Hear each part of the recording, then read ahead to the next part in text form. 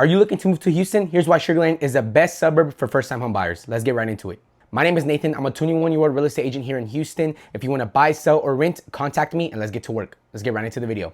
First things first, let's talk money. If you're buying your first home, budgeting is everything. Sugar Land is not the cheapest place in Texas or in Houston, but you're getting a lot of bang for your buck. Overall, the cost of living here in Sugar Land is around 8% higher than the national average. As of 2025, the median home price in Sugar Land for a single family house is around the mid 400s, sitting just at $445,000. That's a bit higher than the national average. The average home price in the USA is around the $330 to $450 mark. So that just goes to show you how desirable Sugar Land is. Many homes here are modern and are in master plan communities, so you're paying a lot for that.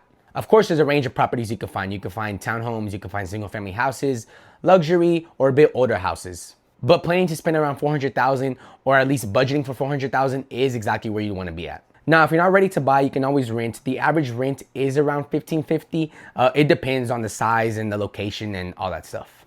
Now, what about the other costs? Groceries here in Sugar Land are just about or a little bit higher than the national average. One source notes that groceries can be a tad bit cheaper here in Sugar Land compared to the USA, but I really wouldn't count on that. You're gonna be spending around the same thing day to day. Transportation costs may be a bit higher just because Houston is so big, but gas prices do tend to be a little bit cheaper here in Texas. And public transportation isn't really big in Sugar Land, so factor in your car expenses as well. Next, Texas doesn't have any state income tax, so you can always save a chunk of money from that as opposed to states that do have state income tax. But the trade-off is the higher property taxes here in Sugar Land. Property tax rates can be around 2 to 3% of the property value per year. For a $400,000 home, that can mean around $8,000 to $9,000 per year in taxes, so just kind of be prepared for that as well. On the upside, the median property tax actually paid here in Sugar Land is sitting in the mid 4,000s, right at $4,500, $4,600. A lot of homeowners have exemptions or their appraisals come in just lower. But it's still one of the bigger things to budget for. And of course, just while we're on the topic of taxes, sales tax in Texas is around 8.25%. So just keep that in mind as well when you're shopping around.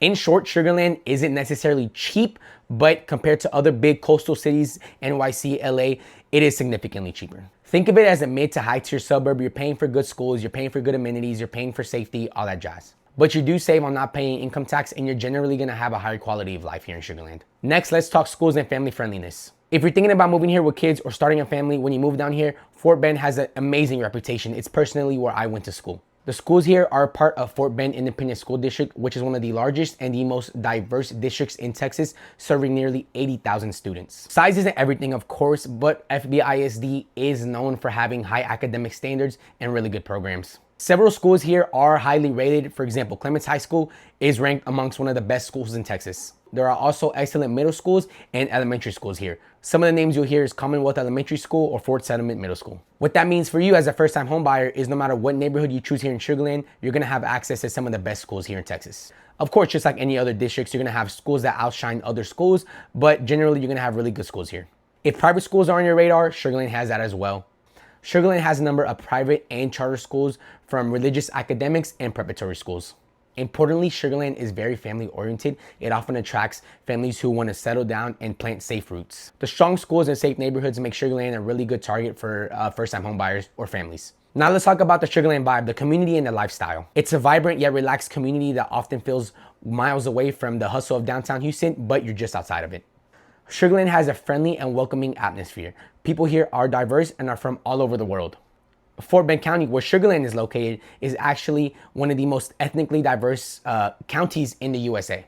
The diversity shows up in community events, festivals, and especially the food. You're talking about amazing Indian food, amazing Vietnamese food, amazing Mexican food, and plenty of Middle East eateries all around Sugar Land.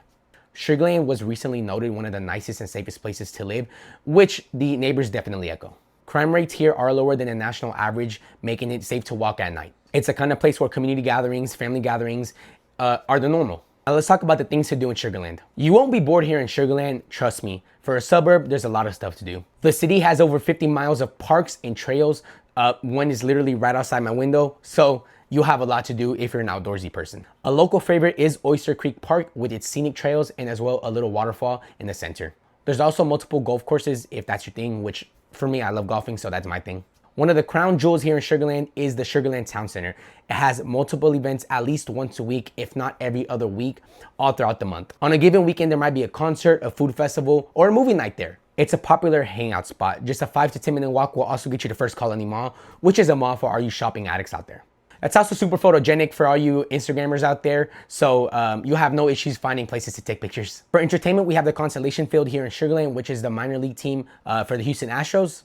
Going to a baseball game during the weekend or during the week is really fun. They often have the fireworks, I think, every Friday or Saturday night, so that's a pretty cool sight to see. And for those bigger concerts and shows, you have the Smart Financial Center, which is just like 10 minutes away from Sugar Land Town Center. They have bigger guests that go over there to perform. Add that to movie theaters, bowling, and just a bunch of parks. You're gonna have no issue finding stuff to do on the weekends. And if you do want more, remember Houston is about 20 to 30 minutes away getting on 59 driving, so you have access to museums and all of Central Houston. Lifestyle here is comfortable. Laid back suburban living with kind of like an upscale twist, if that makes sense. Many neighborhoods in Sugar Land are master plan communities, which means they often have their own pools, parks, their tennis courts, or community centers. Find picturesque streets, lots of lakes and fountains. Trust me, Sugar Land loves its lakes and fountains. Nightlife wise, for all my partners out there, Sugar Land isn't really the place for you. If you want a club or anything of that sense, you're probably gonna have to drive into Central Houston for that. There is a handful of bars and like a brewery or two here in Sugar Land, but for the most part, by 10 or 11, the city gets quiet.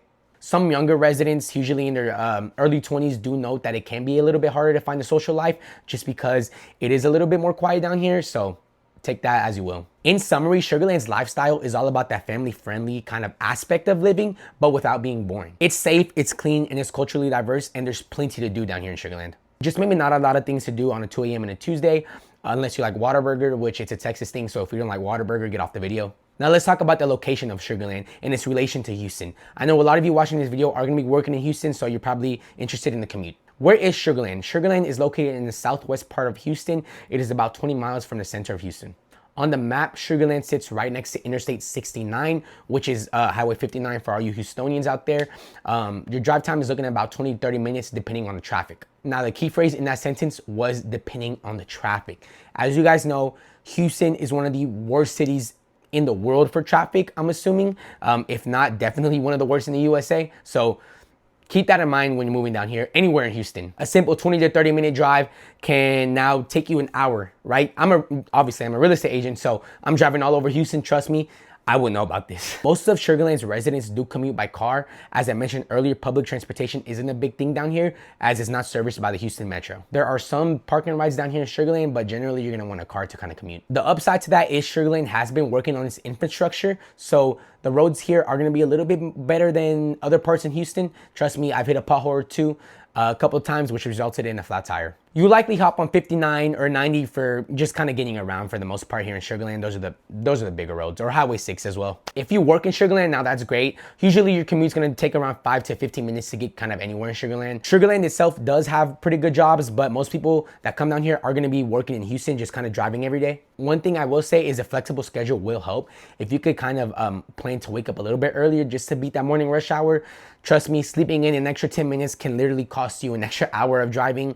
I've been late a couple of times to my showings just because of the Houston traffic, and I overslept by 5 or 10 minutes. Also, the growing trend of working remote or hybrid has really boomed over the last couple of years. So if you don't have to drive much, living in Sugar Land also might be more of a reason to kind of move down here. Let's talk about proximity beyond work. Sugar Land is just about 50 minutes from Galveston. Now, Galveston isn't the nicest beach, but it's a beach, so you're about 50 minutes away from your toes in the sand. You're also about 25 to 30 minutes away from Hobby Airport, which services Southwest, so if you're a big Southwest flyer, there's also a plus for that. Houston's big international airport is around 45 minutes to an hour away, so there goes that. But also Houston is just about 2.5 to 3 hours away from Austin or San Antonio, those bigger cities. Kind of well positioned to explore Texas if you want to. Traffic within Sugar Land is usually fine, but of course around 8 a.m. and 5 p.m. you're gonna find the congestion. It's growing, so there's a lot of people moving down here, but you're gonna find traffic. Now, the city has been expanding roads to mitigate this, but just kind of know that you'll have to plan when to wake up, when to go to sleep.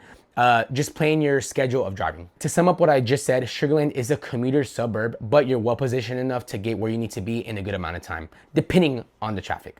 Now let's talk about the pros and cons of living in Sugar Land. Of course, I was born and raised in Sugar Land, so there goes that. But of course, I'm a real estate agent, so I'm gonna be real with you. I'm gonna tell you what it is. I'm gonna tell you everything you need to know. Some of the pros are excellent education in schools. You have diversity and culture. You have a lot of economic opportunities here. It's a very safe and family-friendly oriented kind of area. And of course, no state income tax. Now let's talk about the cons. It's Texas. It's gonna be hot, humid here, essentially all year round. There is gonna be a higher cost of living down here in Sugar Land, and there's not a really big nightlife scene down here if that's your thing. And of course, the summer bugs and the worry for flooding. Those are the big main pros and cons. Of course, there's more, but those are just the bigger ones that you wanna think about if you're planning on moving here as a first-time home buyer. The pros often outweigh the cons, but it's good to know going in. In the end, Sugar Land offers a great deal for people who want a safe, friendly environment with really good schools and really good education. You get a suburban lifestyle that's comfortable and enriching while still being minutes away from Houston and Galveston and anything you really want to do. Is Sugar Land perfect? No, but it's pretty fantastic for just the right homeowner. If you're thinking about making a move, drop a comment, let me know. I love to help you guys. I've helped plenty of other people get into Sugar Land, rentals, investors, all that jazz. So if you're interested, let me know. My name is Nathyn, and thank you guys for watching.